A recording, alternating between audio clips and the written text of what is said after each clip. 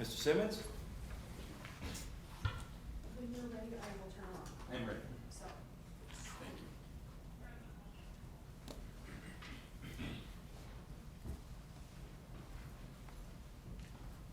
you. Good morning, members of the jury. Nicholas Rossi moved away, moved on, and changed his name, but never forgot what he had done. In 2008, he was 24 years old. I'll let the picture catch up with my words.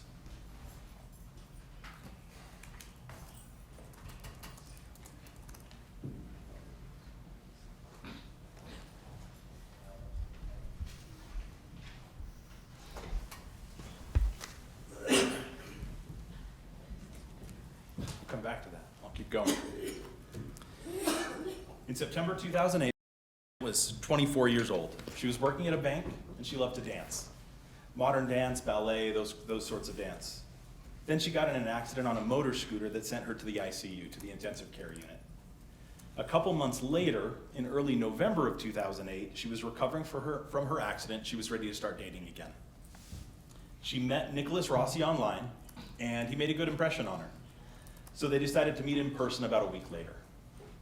Their first in-person meeting went well too, and they started dating. Nick seemed nice, educated, and smart. Very quickly, he started pressuring her to marry him. She wasn't sure, but he was very charming. And within 2 weeks after they met in person, they were engaged. They were at the mall and they stopped by a jewelry store, and he pressured her into buying the two of them engagement rings, with her being the one responsible for paying for the rings under the credit application they filled out that day. Once they were engaged, Nick started acting differently. He pressured her into lending him over $1,000. He always wanted to be the center of attention, and he became controlling. He always demanded to be the one to drive, even when they were in her car. And he insisted on being the one to make decisions, and he criticized the things she would wear. He criticized her clothing. A couple weeks after they got engaged, she had enough. She told him that she was done with the relationship. She took off her engagement ring and she threw it in her purse. They were at the mall again, and she went to the parking garage to get in her car. Instead of accepting the end of their relationship, he followed her, and when she locked herself in her car, he stood in the way of her getting out of the parking spot. And he yelled at her, and he hit her car with his hand. She was frightened, and she finally gave up, and she let him get in the car. She drove him to his house to drop him off and leave. When they got there, he refused to get out of her car. He threatened her, and he kept yelling at her for nearly an hour. Finally, he calmed down and asked her to go inside to talk. She agreed, but once inside, she told him again that their relationship was not going to work out. He got angry again. He pushed her down on the bed. He got on top of her, and he held her down. He pulled down her pants and underwear, and while she lay there terrified, as soon as he was finished, she put her clothes on and she left. She told her parents that Nick had raped her, but they didn't do anything. So she gave up.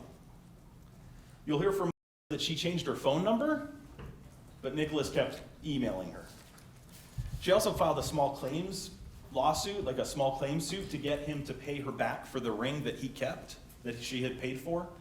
But he threatened her, and she just ignored his emails after that, and she never spoke to him again, and she moved on with her life.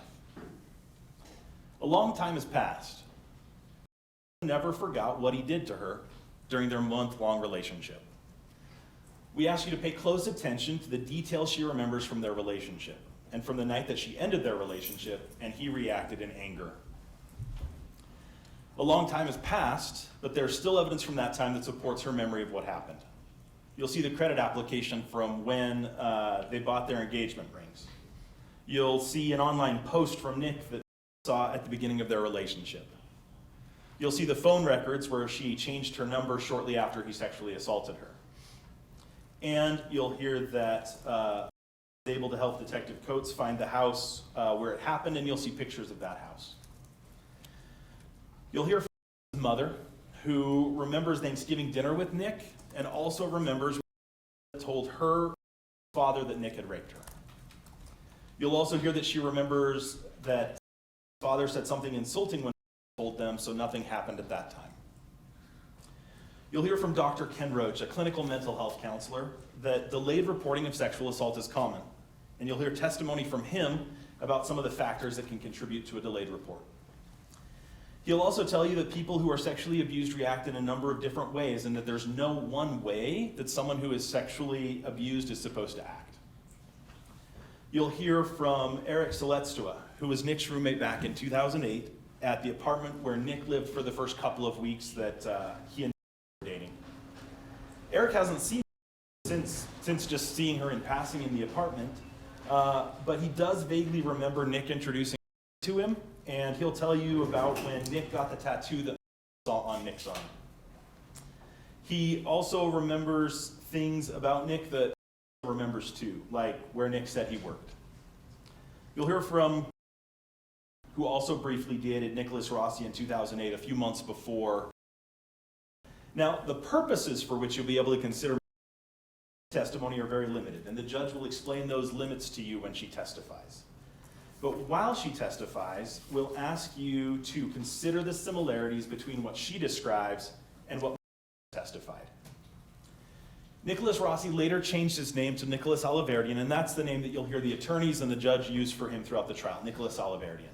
You'll hear and the other witnesses who knew him as Nicholas Rossi call him Nicholas or Nick Rossi. You'll also hear from Detective Derek Coates.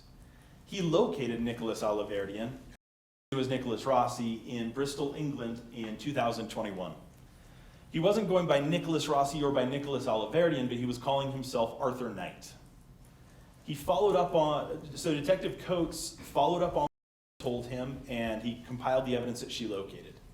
You'll hear that when charges were filed in this case in July of 2022, and the defendant was returned to Utah for this case, he denied being Nicholas Rossi and denied being Nicholas Oliverdian.